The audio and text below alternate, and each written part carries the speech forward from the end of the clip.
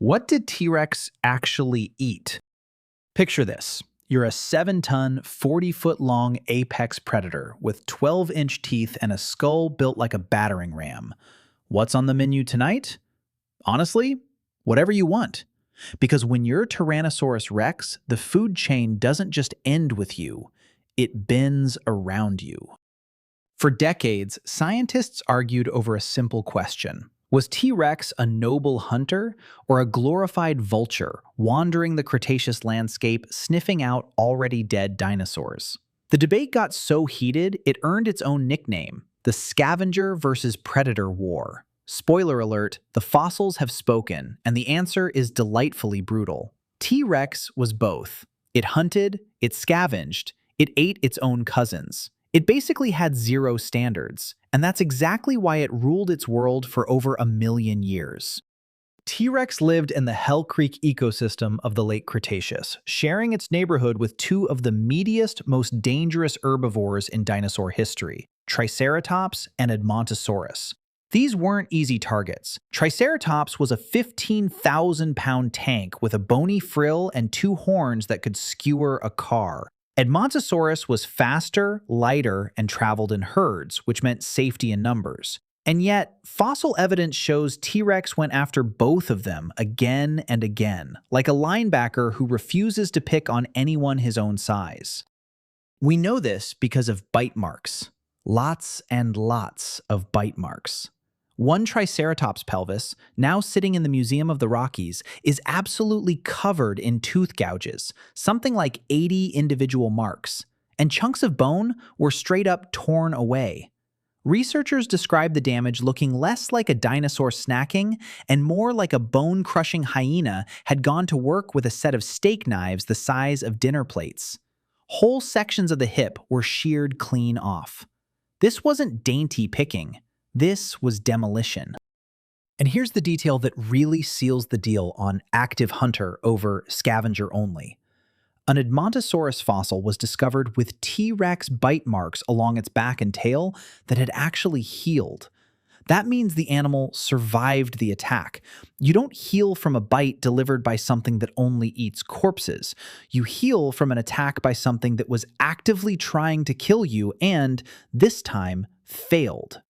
One particularly unlucky Edmontosaurus even had the broken tip of a T-Rex tooth embedded in its snout, a permanent, gnarly souvenir from an encounter it barely lived through. So how did the Tyrant King actually go about the business of killing?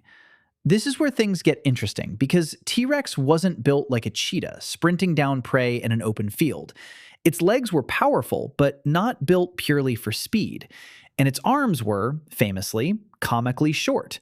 What it had instead was raw jaw power. Honestly, some of the strongest bite force ever measured in a land animal. Scientists have estimated an adult T-Rex could clamp down with something in the neighborhood of 57,000 newtons, or nearly 13,000 pounds of force.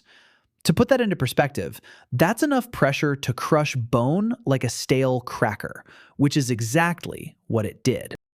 The teeth themselves were engineering marvels, thick, curved, and serrated like railroad spikes rather than blades. Most predators today have teeth built for slicing meat cleanly away from bone. T-Rex teeth were built to grip, puncture, and then twist and pull, shattering bone in the process and unlocking the calcium and marrow hidden inside.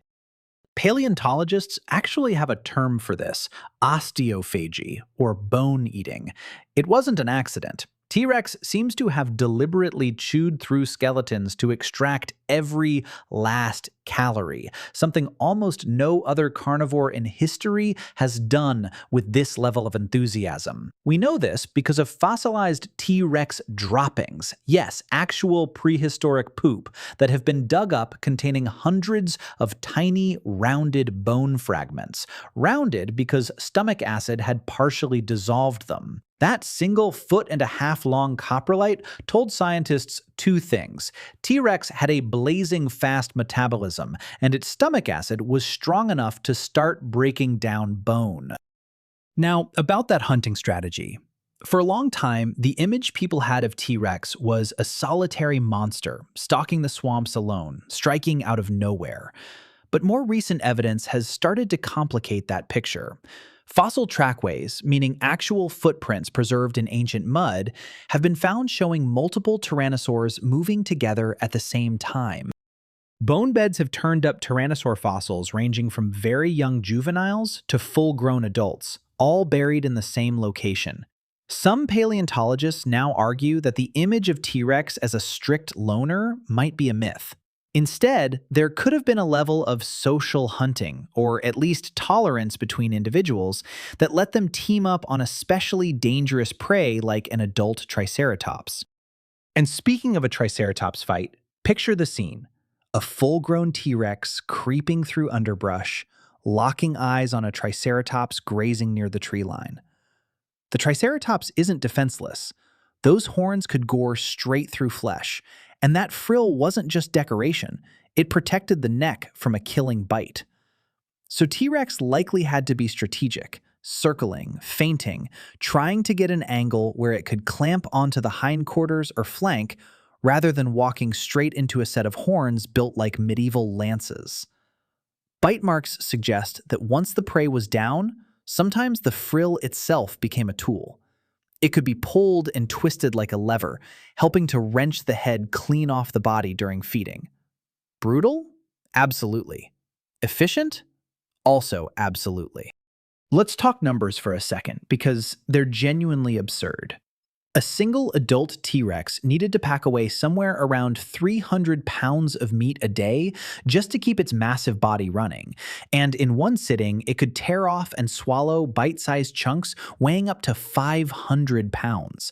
That's the caloric equivalent of dozens of humans, gone in one gulp. This is an animal that didn't nibble. It didn't graze on a carcass over a leisurely afternoon the way a modern vulture might. It committed hard, fast, and messily, then moved on to find the next meal before that monstrous metabolism came calling again. That metabolism is actually a huge part of the story. Unlike a crocodile, which can survive for months on a single big meal thanks to a sluggish, cold-blooded system, T-Rex appears to have run hot.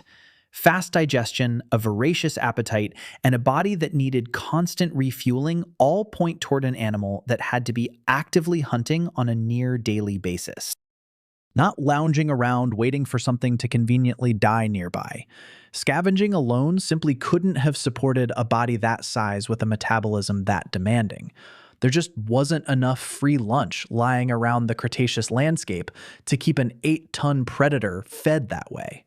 It had to earn its meals, and it had to earn them often.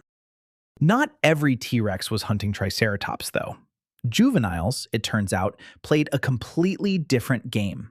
A young T-Rex had a bite force dramatically weaker than an adult, something like 4,000 newtons compared to an adult's 57,000. That's not even in the same league. So instead of squaring off against armored giants, juveniles likely hunted smaller, faster prey, filling an entirely different ecological role than their parents. Essentially, baby and teenage T-Rexes weren't just smaller versions of the adults. They were basically a different predator altogether, one built for speed and agility rather than pure demolition. As they grew, their whole hunting style would have shifted, trading a nimble chase for the slow, unstoppable power of an adult bite. And then there's the cannibalism. Yes, really. Multiple T-Rex specimens have been found with bite marks made by other T-Rexes, including bones that show clear evidence of having been gnawed on after death. Whether this was aggressive territorial combat between rivals or simply an opportunistic snack on a rival's corpse when times were tough is still debated.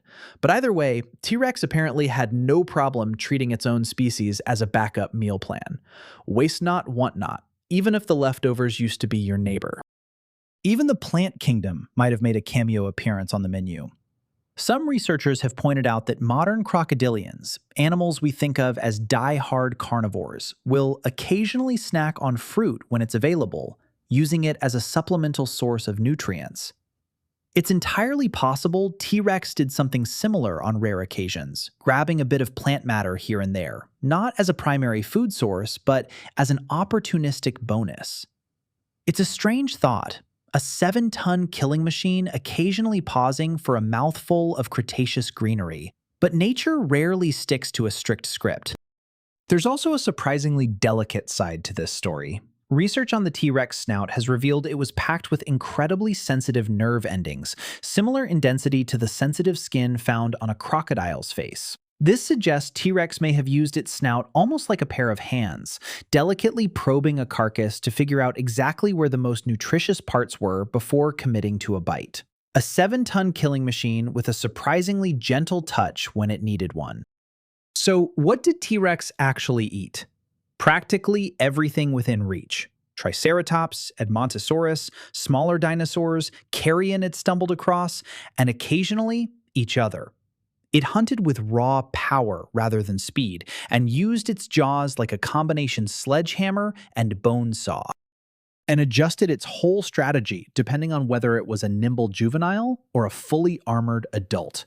It wasn't picky, and it definitely wasn't polite, but it was, without question, one of the most efficient eating machines evolution has ever produced, a creature perfectly designed to make sure absolutely nothing on the Cretaceous menu ever went to waste.